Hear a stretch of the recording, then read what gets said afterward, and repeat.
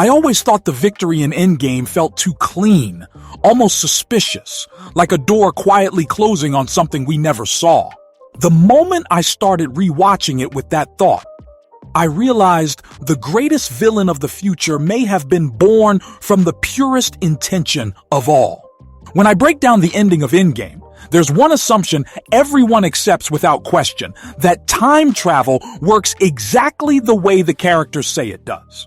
Hulk explains it with confidence, diagrams, and humor, claiming the past cannot be changed and only branches into neat, alternate timelines.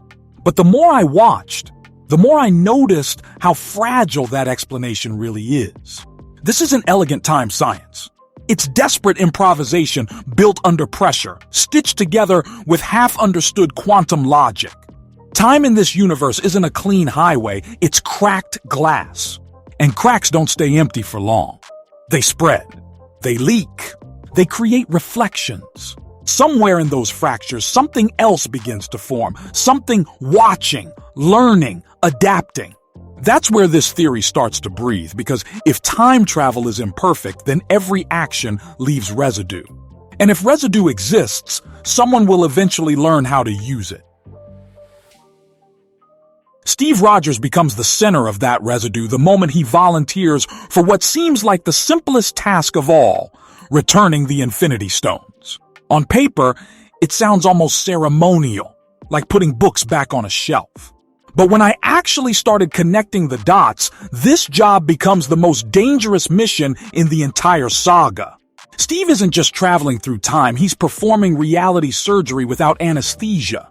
Each stone represents a fundamental force, and returning them isn't about location alone. It's about state, condition, and context. The stones weren't removed cleanly. They were torn from moments filled with emotion, chaos, and resistance.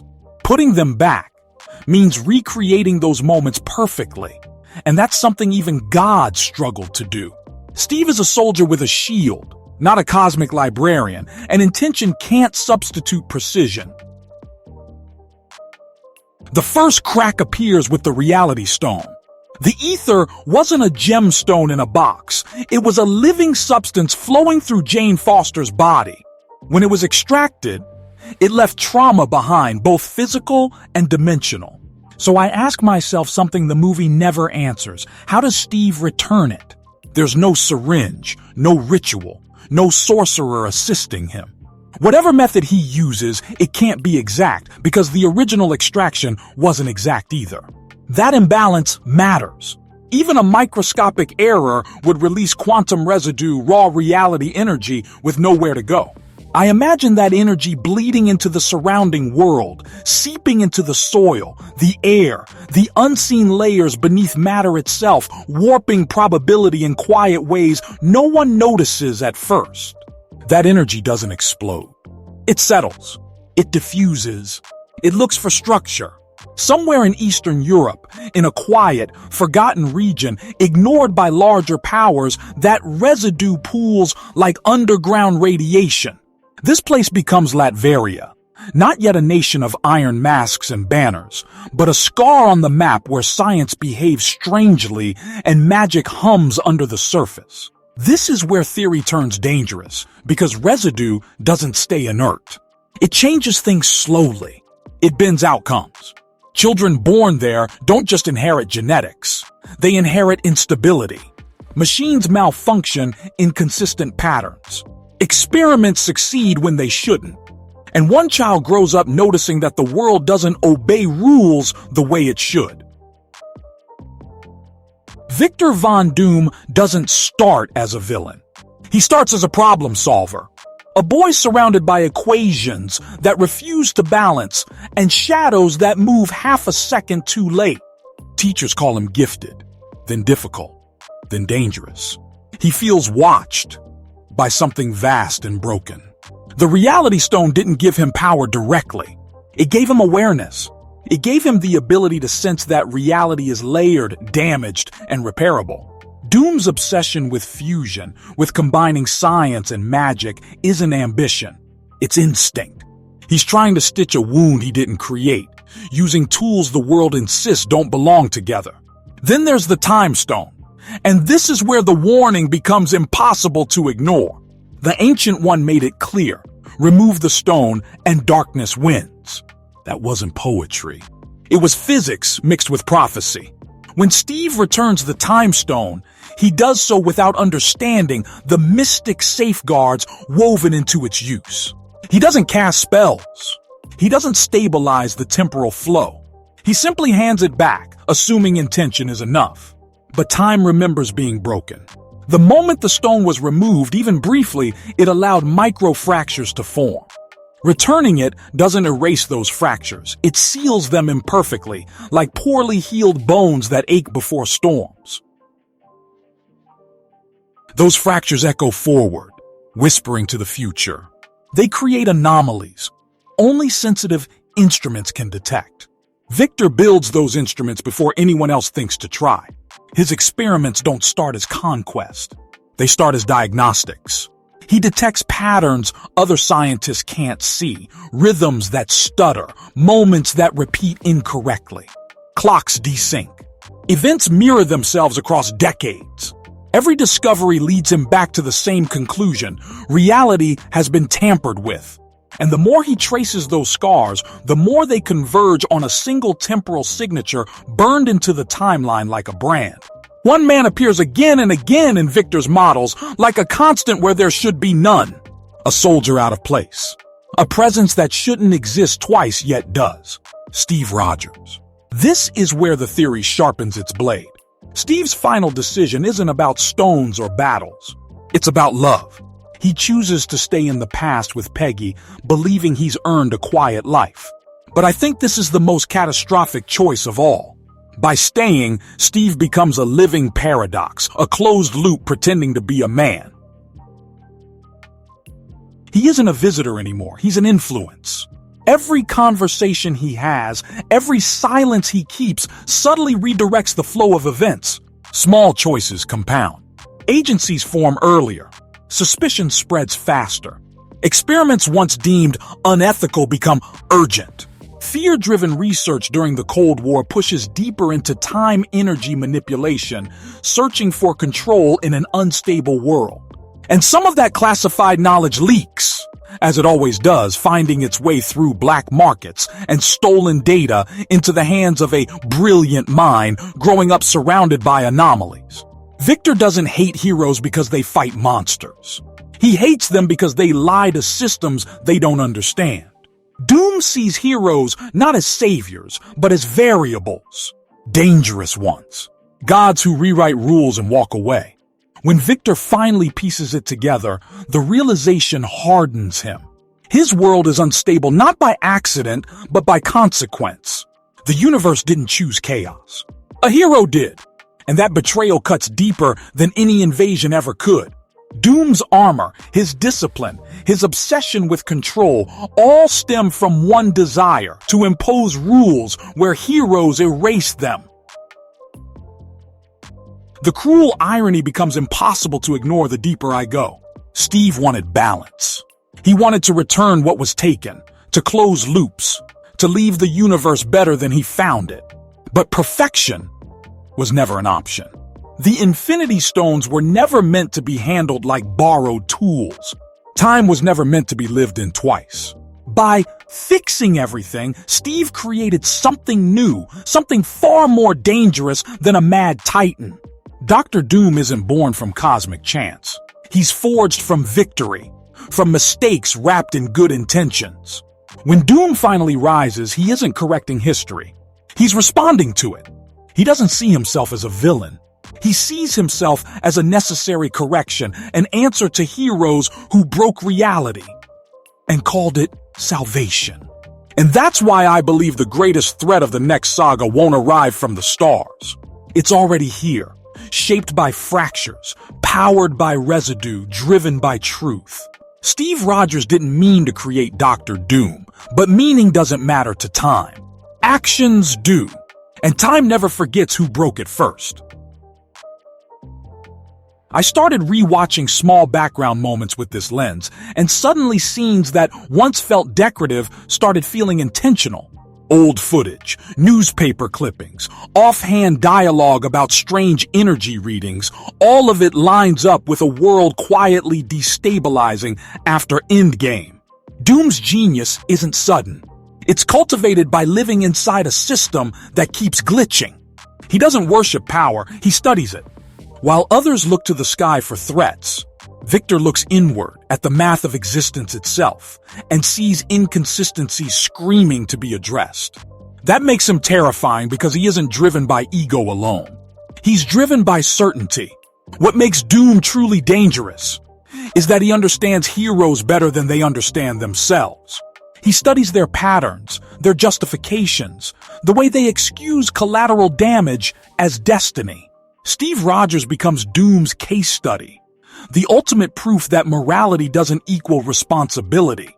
Doom doesn't want to kill Captain America. He wants to expose him. In Doom's eyes, Steve represents unchecked interference, the idea that good intentions grant permission to rewrite reality. Doom's philosophy isn't chaos. It's order born from resentment, sharpened by data, reinforced by scars in time itself. There's also something deeply tragic in that connection. Both men are products of war. Both believe in sacrifice. The difference is timing. Steve sacrificed his future and then took it back. Victor never got that chance. His future was shaped by someone else's choice. That imbalance defines him. Every time Doom looks at the timeline, he sees the same imbalance repeated, heroes stepping outside the rules and leaving others to clean up the mess. Doom's armor becomes more than protection. It's a symbol of boundaries, of containment, of a universe forced back into shape. The more I connect these threads, the more Endgame feels less like an ending and more like a prologue. The victory over Thanos wasn't the end of consequence. It was the beginning of accountability. Doom doesn't attack cities out of rage. He attacks systems, governments, myths. He targets the idea of hero worship itself, exposing how fragile reality becomes when it's held together by symbols instead of structure. In that sense, Doom isn't trying to rule the world. He's trying to stabilize it, even if that stability requires fear. This reframes Steve's legacy in a haunting way. Captain America becomes a myth that outlives its truth. The man who stood for doing things right becomes the reason someone else believes only absolute control can save reality. Doom is Steve's shadow stretched across time, shaped by every choice Steve thought was harmless. That's the cost of being first, of being symbolic, of being allowed to break rules because you wear the right colors. Heroes inspire hope, but they also inspire reactions. And Doom is the universe reacting. By the time Doom steps into the light, he's already won half the battle. He understands the board. He understands the fractures. And most importantly, he understands who caused them. Doom doesn't fight for revenge alone. He fights for authorship over reality itself. In his mind, someone has to take responsibility for time's wounds, and heroes have proven they can't be trusted with that burden. If Steve broke time with kindness, Doom will fix it with certainty. And that's why this theory refuses to leave my head. It turns the most hopeful ending into the most unsettling beginning. The idea that victory itself can be toxic, that salvation can create monsters, that the line between hero and villain is drawn by consequence, not intent. Dr. Doom isn't an accident. He's the echo of a shield hitting the wrong moment, the sound of time cracking under the weight of a good man who stayed when he shouldn't have. One detail that keeps haunting me is how silent time itself is in all of this. Time never punishes Steve directly. It never sends a warning. It simply records. That's what makes Doom's emergence feel inevitable rather than dramatic. Time doesn't care about morality. It cares about balance. When Steve disrupts that balance and walks away smiling, time looks for another solution. Doom becomes that solution, not chosen, but permitted. His rise isn't announced by thunder or portals. It's marked by efficiency, by plans that work too well, by systems that lock into place with frightening precision. Doom understands that fear is a stabilizer, and he uses it the way Steve used hope. Both are tools. Both reshape behavior. The difference is Doom admits what he's doing. He never pretends to be clean. He never claims innocence. He accepts the role time carved out for him and wears it like armor. There's a moment I imagine often, one that might never appear on screen but feels true to this theory. Doom stands alone in his lab, surrounded by projections of fractured timelines, all pointing back to the same man. He doesn't scream. He doesn't rage. He simply nods as if a final equation has balanced. In that quiet acceptance, Doom becomes more than a villain.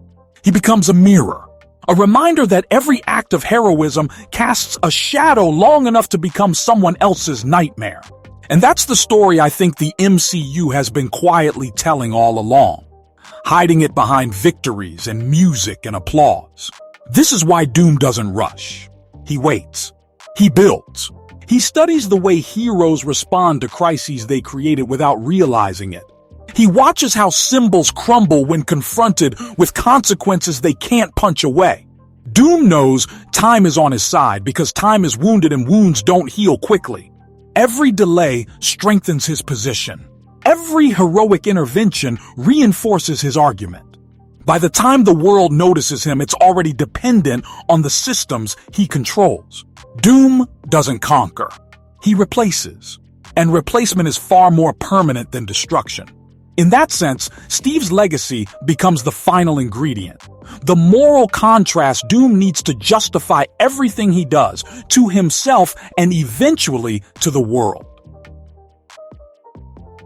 When I step back and look at the entire saga through this lens, it feels deliberate, almost poetic. A story that begins with a man out of time ends with time creating a man who refuses to be out of place. Doom isn't the opposite of Captain America. He's the continuation, the unanswered question, the cost that was deferred until later. And now later has arrived. That realization changes everything for me because it turns hope into responsibility and victory into debt. It suggests that the universe always collects, even from its heroes. If this theory made you rethink Endgame, hit like, share it with someone who loves these stories, and subscribe if you enjoy breaking down hidden connections with me. There's always more beneath the surface, and I'll keep digging as long as you're watching, questioning, and imagining what comes next together on this channel.